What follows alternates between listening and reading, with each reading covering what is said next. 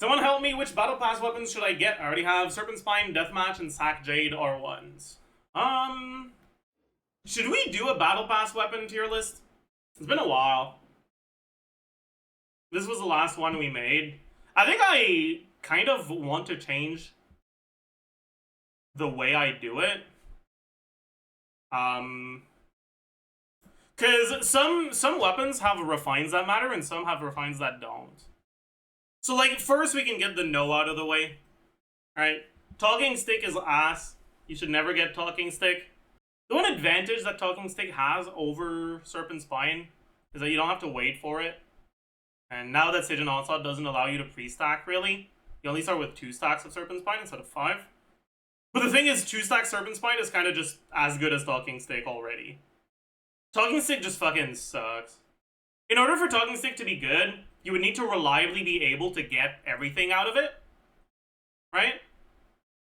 Let's click on it. There it is. Right. So it has 16% attack when you're affected by Pyro, and 12% damage when you're affected by Hydro, Cryo, Electro, or Dendro, or pretty much any other element. 12% damage and 16% attack, like, individually, these are basically equivalent to 2 stacks of Serpent Spine, right? This Serpent Spine, where is it? Serpent Spine, Serpent Spine, Serpent Spine, right? Is 6% per stack. That's 12 damage percent at 2 stacks. 12 damage percent is fairly similar to 16% attack on attack scalars generally. So if you get only one of the 2 effects, it's basically equivalent to a non-pre-stacked Serpent Spine. And then the effect, or the stat line, is basically different stat line doesn't tend to matter that much on crit weapons. It matters on non-crit weapons because, well, if you're an attack percent weapon, because you get so much attack percent on characters that use attack percent weapons, you'd rather have high base attack that gets multiplied by all the attack percent you're getting, even if it means you're getting less attack percent from the weapon itself. And then on non-attack scalars, you'd rather have low base attack because the base attack doesn't matter. On crit weapons, generally on attack scalars, you're getting pretty much the same damage no matter what the base attack is. But on non-attack scalars, lower base attack is better. And then on top of that, the attack percent from Talking Stick is only helpful for attack scalars. So Serpent Spine, because it's lower base attack and damage percent, is also a lot better for non-attack scalars. But if you are getting both passives, Talking Stick is almost equivalent to a fully stacked Serpent Spine, and it refines better than Serpent Spine does. Right? Serpent Spine is, it goes from 30 to 50. It doesn't double. Most weapons double, Serpent Spine doesn't. Talking Stick does double. So R5 Talking Stick, if you're getting all the effects out of it, is actually pretty similar to R5 Serpent Spine, if not slightly better for attack scalars. But you don't get all the effects out of it. Like, you just straight up can't, because in order to get all the effects out of it, you would need to be using a character that self-infuses, because there's no support that self-infuses other than, like, Bennett, which is, I mean, we're already assuming you can get this one, so, like, that's fine. But, like, for other elements, it's, like, Dory that allows you to self-infuse. Beidou only infuses herself, right? So it wouldn't be, like, useful for a carry. But, like, supports that allow you to self-infuse an element other than Pyro, I think is only Bennett. Or only Dory. I guess Barbara as well. But Barbara won't go through Bennett, I think. Does she? I'm actually not sure. Does Barbara self-app overtake the Pyro app from Bennett? It might, actually. Yeah, but self-auras work differently. Like, leftover auras on self-reactions, leftover auras on self-reactions don't just disappear. They actually get applied.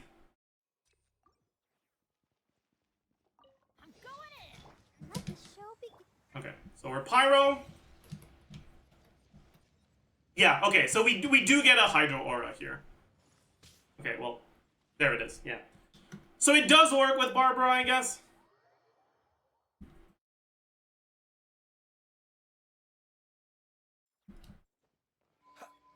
What about Sunfire? Anemo is not counted as an option here.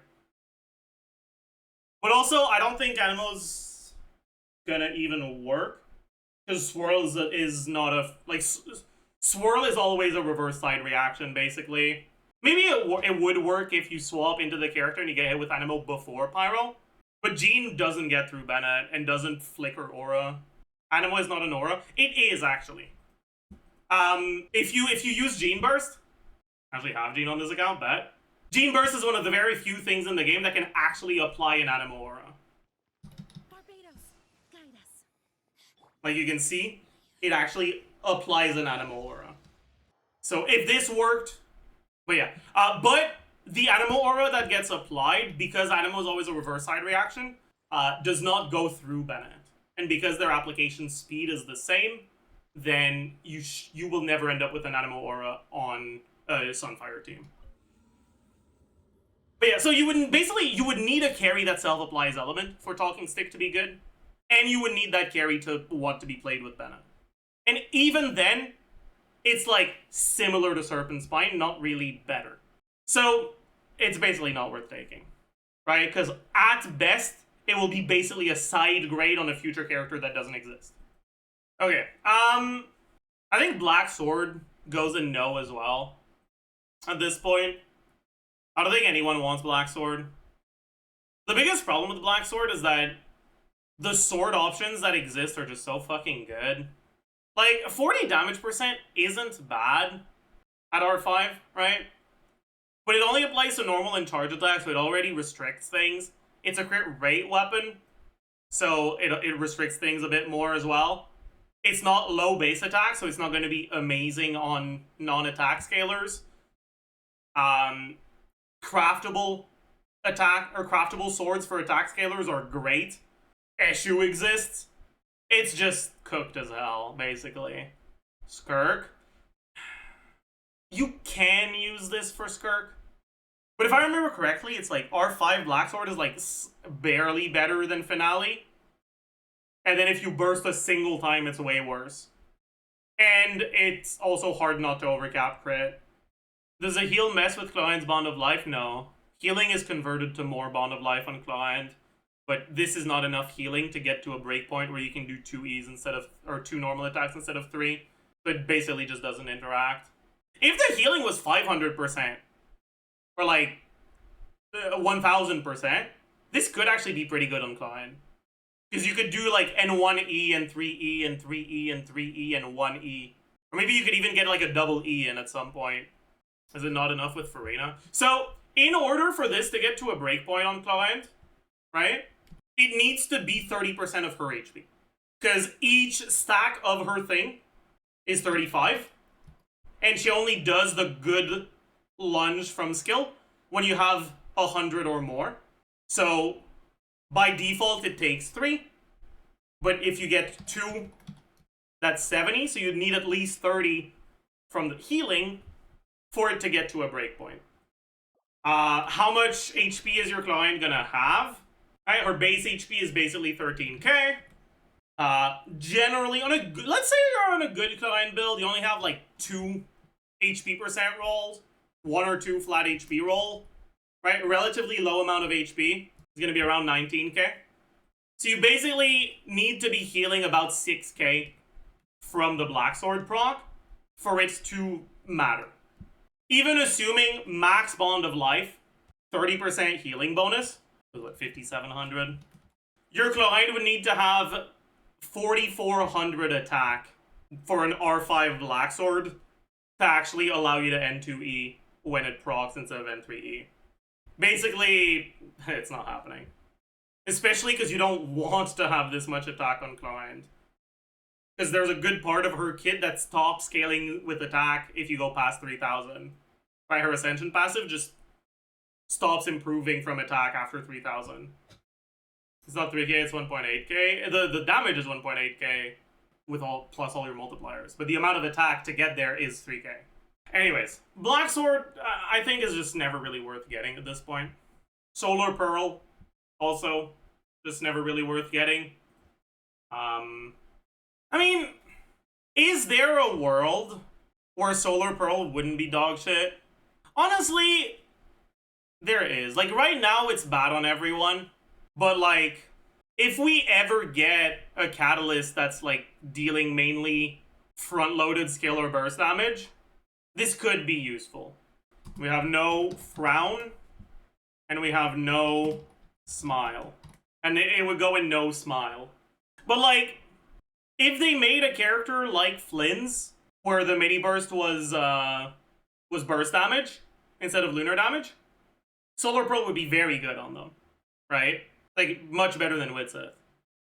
So like, I think it's possible for Solar Pearl to become a useful weapon in the future, and I think that the likelihood of it happening is much higher than Talking Stick or Black Sword. At the end of the day, though, if they want to design a character to make Talking Stick good, it's possible for them to do so, right? Wouldn't that work on Verissa?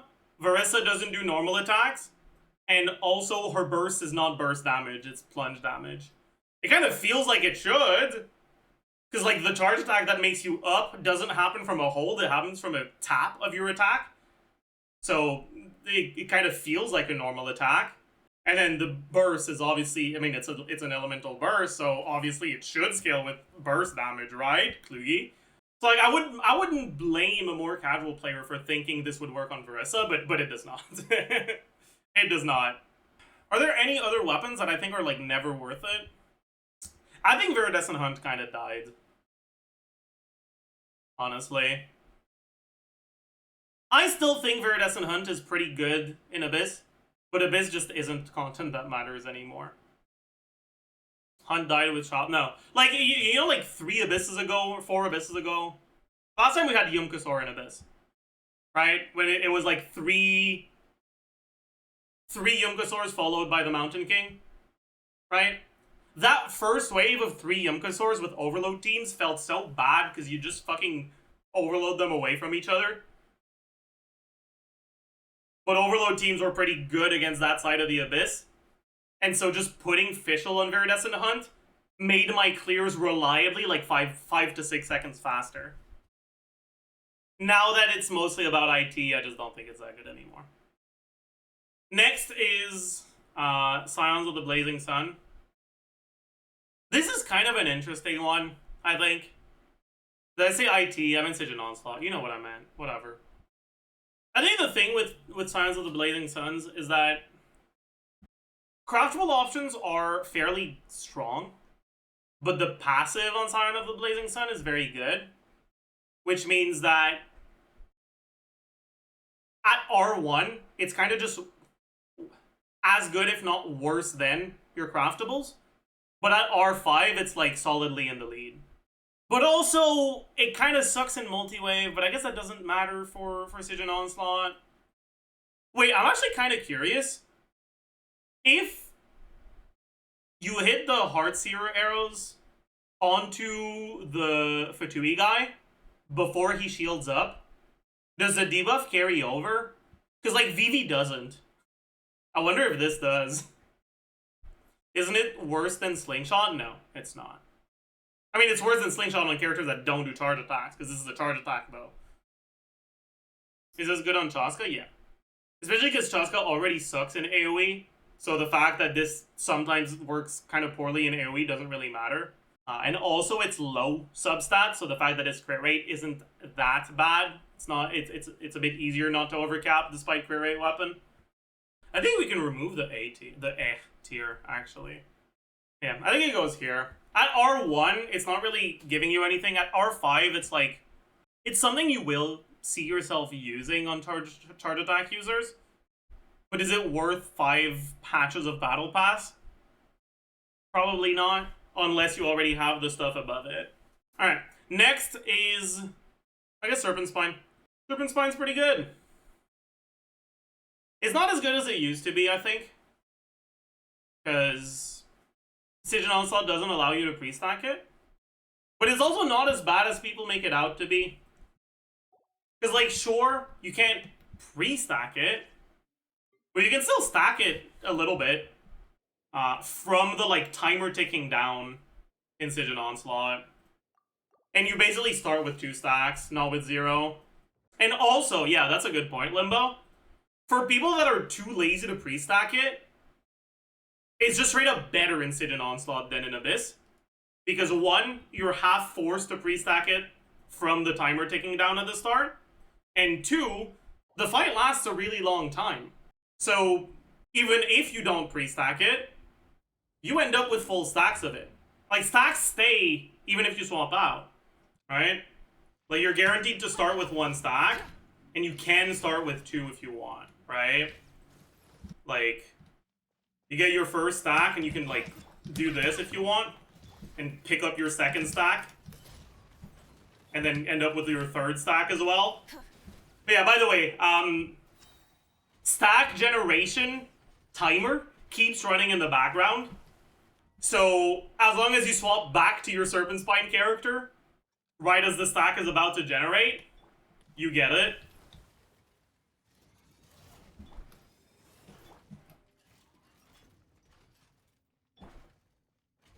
Oh, I missed this one. GG. So like, if you really want to be dank about it, you can still effectively have it pre-stacked.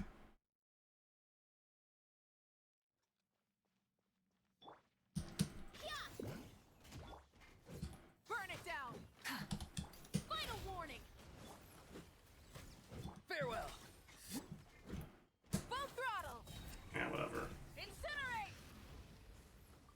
That's something most people won't do, though. But how much of Spine effectiveness is dependent on skill? Very little. Even when you get hit a lot, the reality is that enemies that kill you don't hit you often, they hit you hard. So you're not losing that many stacks. And losing a stack doesn't pause stack generation.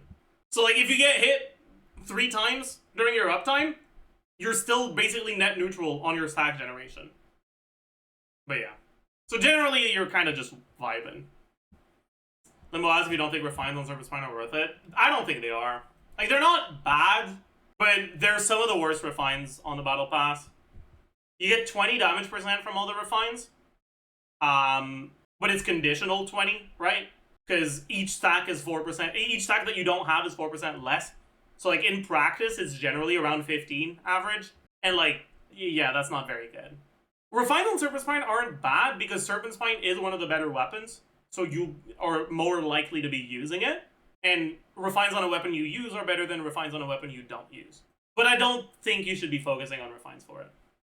Okay, next is Wolf-Fang. I think Wolf-Fang is kind of an interesting one. Because, like, honestly, I think it goes here as well.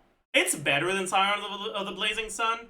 But, like, the only characters it's good on want Fav. I'll hide them. Okay, the only good characters it's good on. Happy? Sorry. Sorry. That was rude. I feel like it should be good, but I can't really find a character to put it on. Yeah, like, the amount of stats that it provides is, like, insane. Right? Like, just look at the passive, right? 32 damage percent and 16 crit rate. That's a lot, right? Like, you compare that to max stack Serpent Spine. At R5, that's 50% damage percent. You have 18 less damage percent for 16 crit rate. That's issue level. Yeah, that's issue level. How much is issue again? It's 40 and 16, so it's a little bit less than issue. But the substat is better. And it's not something you lose if you get hit too much, right? Remember my Versiclear that was like 115 in Dire? It's down to like 99 with the new Moika combo? Damn, that's crazy. Well done. I don't know, Skirk. This? Burst Skirk is a meme. That's the reality of it.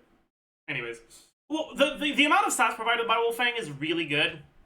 But there's just no sword users that are both good and really want this. Right, when you look at the cast of sword users, you filter by sword, right? How many of these do skill or burst damage? Right, let's start from the bottom. Xingqiu. But nowadays, Xingqiu personal damage doesn't tend to be a major contributor to team DPS, so just put him on Fav. Kaya, same thing. Albedo, but Spindle is just broken as fuck on him. Ayaka, but your crit rate, yeah. Alhaitham, that's one. Farina, But especially with Sijin Onslaught being 0 energy start, if you have Fav, you want Fav on Farina. 100%. Chiori, I guess. But no, her Ascension damage isn't skill or burst damage, right? No, it is. It is. Is this good on Chiori? I don't actually fucking know. Like, I straight up don't actually know. Yeah, I guess you can't really stack it very much, huh? And it's kind of the same thing for Farina. Bro, yeah, that's kind of cooked, man. One day we'll have a character that wants to use Wolf-Fang, but that day is not today. For no, Wolf-Fang is best in slot if you need 0 energy on Farina, so never that only, yeah. And even then, it's, like, not that big of a team DPS increase. Yeah, so it's basically just Alhaitham. But Alhaitham in 2025 is, yeah. Anyways. Okay, next. Deathmatch. Deathmatch goes in here. The Deathmatch refines aren't, like, awful, but they're not great either. The biggest problem with Deathmatch refines is that one of the things that makes Deathmatch such a valuable weapon to have is that low base attack, high substat means that it works on non-attack scalers, but we don't have polearm defense scalers, right? For polearm characters, we've got attack scalers and some HP scalers. Yunjin doesn't exist. Even if you want to include Yunjin isn't really a defense scaling damage dealer. Her crit rate doesn't matter unless she's on Fav. Right? Like, even if you want to include Yunjin, this isn't that good on Yunjin because the damage that Yunjin provides to your team is through her burst, which scales with your carry's crit stats, not with her own. So Deathmatch isn't good. Especially now that we have a craftable weapon that actually gives you defense as a substat. Right? We used to not have any polearms that gave defense, so Deathmatch was like the real cope option for people that wanted it. Anyways. So for non-attack scalers, if you're an HP scaler, this basically doesn't have a passive. But because it's low base attack, high substat, it's still usable. If you're a defense scaler, the passive is only useful in AoE, not in single target. If you're an attack scaler, the passive is good. But it's not so good that refines on it are like a massive deal. But yeah, that's a good point, Prastel. If you're not a burst damage character, your free-to-play options for polearms are not good. They are not good at all. You're kind of cooked. It's a bit less bad now because of this, but it's still kind of cooked unless you're Flynn's, right?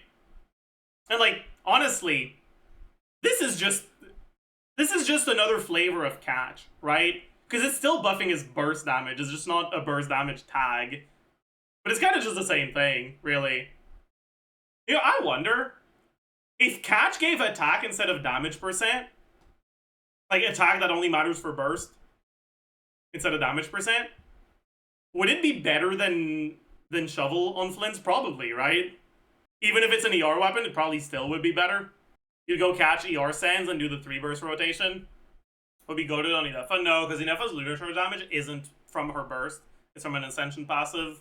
I'm actually not sure. Does the crit rate from catch apply to Flynn's? Anyone know? I feel like it should. If Sarah's C6 applies to Flynn's, I feel like this should too. It does?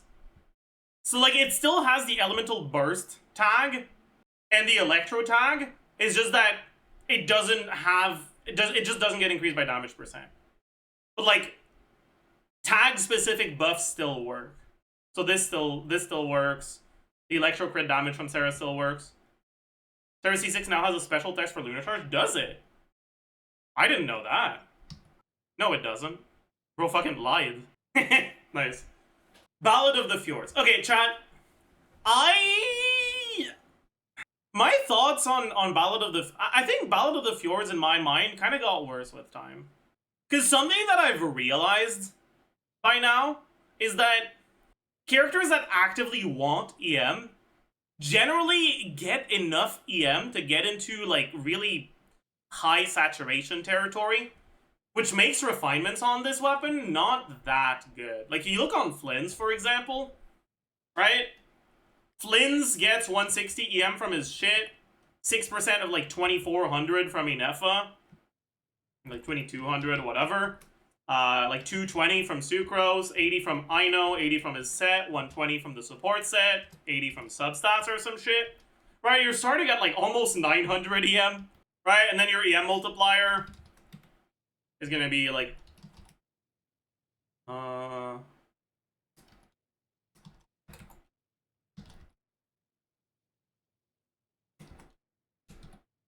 like this, right? So the passive from Ballad of the Fjords is about 5% DPS. Which means all the refines together are also about 5%. Even less because you're even more saturated from the R1. Right? Each refine is like 1%. That's not a lot on a refinement. The characters this is actually good for are like characters that vape. Right? With 25 divided by 9. 1401. And then they don't start with a lot of EM because they don't vape all of their damage. But like, you know, let's say you get EM Sands and then 100 EM external or some shit, right? And then each refine is like 2% instead of 1%. And like, that's okay.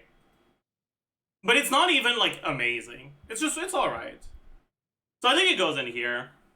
It's a weapon that's nice to have, but it's not like amazing.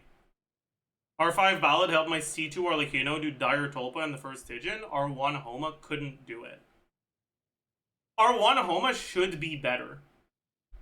So it's probably because your artifacts have no EM and no crit damage or some shit. Or sorry, no... Yeah, no crit damage. No, a lot of crit damage. So like you're you're very saturated on crit damage. Your crit ratio is really far from 1 to 2, so Homa's not that... Because, like, Homa should be better. Especially because with Arlecchino, you can intentionally let yourself go to minus 50 to less than 50% and stay there. So it should definitely be better. But also, Homa's not that good of a weapon. And, like, R5 Deathmatch would have been better than R5 Ballad of the Fjords, most likely. Yeah, unless you have, like, 0 EM in your substats. Then, like, yeah, sure. It makes sense for Fjords to be really good. If you're starting from fucking 0, then... the Fjords itself, like the passive is 20% damage, 40% total from the passive at R5. Like, yeah, obviously. That's a big deal. But that's because your build sucks. that's not because Ballad is amazing. And finally, we have Sac Jade, which is, at this point, probably the only weapon I'd put here. But also, it's kind of a fraud. It's kind of a fraud weapon. Like... Is it a good weapon? Yes. And is it a weapon that is kind of hard carried by how good its passive is? Also, yes. So the refines are very good on it. But it's so hard not to overcap crit on the Catalyst users that actually use this. Because Neuvillette uses Maréchaussée and Molani uses Codex. Because Molani also has crit rate Ascension, with this, she's starting above 100 crit rate with literally 0 crit rate from substats or main stats. And then Nefer's coming out soon, so ooh, we have another character that can use this, right? And she's crit damage Ascension, and she doesn't get external crit from the team, and her set gives a bit less crit rate than Maréchaussée, so it's good on her, right? Well, no, because the amount of EM you get from Sac Jade is fucking pathetic. Sac Jade doesn't give you a noticeable amount of EM. It gives you a lot of HP. Barely any EM. She gets 10% crit from Loma. I forgot. My bad. You're right. That's true. My bad. But still, you're at like 80%.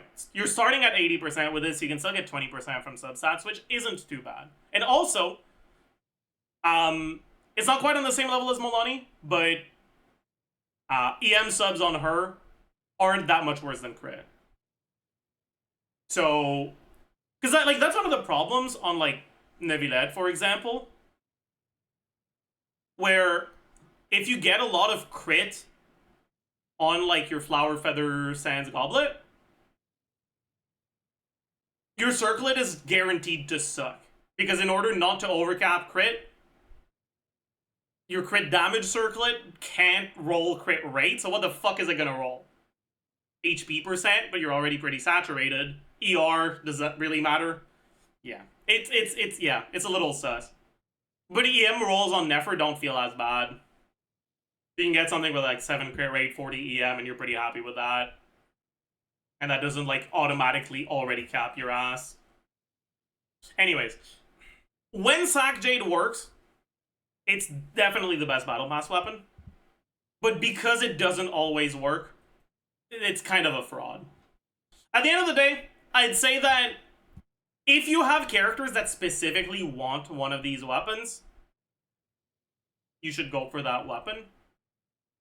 Otherwise, getting yourself one copy of all 4 of these should be your priority. Well, you can honestly skip one of the 2 polearms, right? You want one of the 2. It doesn't matter that much which one you get. Personally, I'd lean more towards Deathmatch because it's a bit more versatile. You could get both if you want to have both. So, like, get yourself these 3. And then ask yourself, do I use any characters that want the others? If so, get those. If not, get refines on them.